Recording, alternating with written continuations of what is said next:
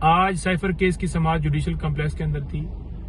خان صاحب کی طرف سے ہم پیش ہوئے ہیں، لیکن پہلے کی طرح آج بھی جج صاحب اویلیبل نہیں تھے اور یہ معاملہ ہفتے کے لیے ایڈجرن ہو گیا.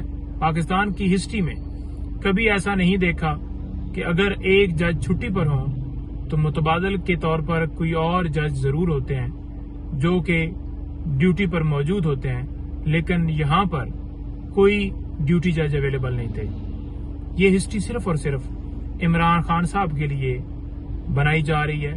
یہ اسپیشل ٹریٹ جو ہے خان صاحب یا ان کی پارٹی یا ان کے سپورٹران یا ان کے ساتھ کوئی بھی تعلق رکھنے والا بندہ، ان کے ساتھ یہ اسپیشل ہسٹری بنائی جا رہی ہے.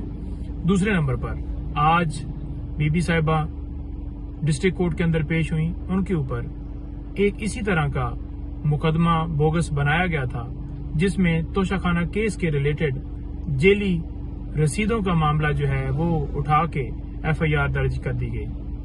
اب معاملہ یہ ہے کہ ہمیشہ یہ ہوتا ہے کہ اگر ایک جرم ہوتا ہے تو اس کی ایک کارروائی کی جاتی ہے. یہاں پر نیب کے اندر الگ کرمنل پروسیڈنگ چل رہی ہے اور یہ آپ دیکھ لیں کہ ایف آئی آر جو ہے یہ تھانہ کوسار کے اندر یہ ایک الگ معاملہ ہے.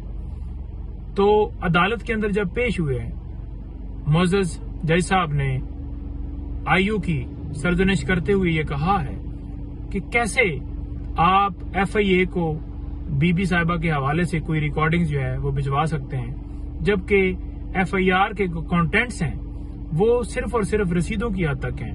تو اس کے اوپر آئی یو صاحب چپ نظر آئے، جو آپ کو بات واضح کر رہی ہے کہ کس طرح سے یہ پولیٹیکل وکٹمائز کیا جا رہا ہے. اس کے بعد بشرا بی بی آج نیب کے اندر پیش ہوئی ہیں، اپنا بیان ریکارڈ کروایا ہے. ان کے محرم اس وقت جیل میں ہیں اور آپ دیکھ لیں کہ کس طرح ان کو مختلف کیسز میں روزانہ بلایا جا رہا ہے. کبھی کوئی الزام لگایا جاتا ہے، کبھی کوئی.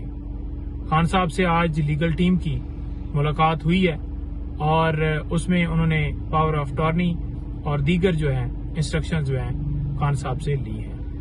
اچھا، اس کے ساتھ ساتھ بتاتا جاؤں کہ آج ہائی کورٹ کے اندر بھی ایک پٹیشن لگی ہوئی تھی ہماری، جس میں ہم نے اوور آل کسی بھی مقدمے میں گرفتاری کے حوالے سے استدعا کی تھی، جس میں معزز چیف صاحب نے معاملے کو نیکسٹ ویک کے اندر کسی ڈیٹ کے اوپر فکس کرنے کے لیے رکھ دیا ہے.